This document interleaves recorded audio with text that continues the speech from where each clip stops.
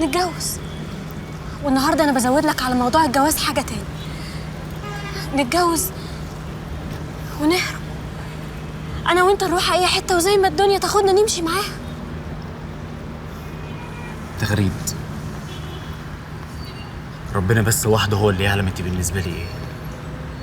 انا عارف انك بتحبيني ويمكن اكتر مني كمان، وانا كمان بحبك وبحب اهلك، ابوك الراجل الطيب وامك الست الطيبه. انا بعتبرهم زي اهلي، وانا مرضاش لاهلي الفضيحه. كلام ايه اللي انت بتقوله ده يا احمد؟ فضيحه ايه؟ احنا كل الناس عارفه ان انا وانت مخطوبين.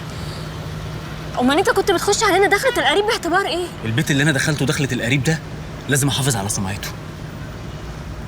ما ينفعش اخطفك يا تغريد، ما ينفعش ابقى عامل زي ثعلب بيخطف فرخه من عشه فراخ.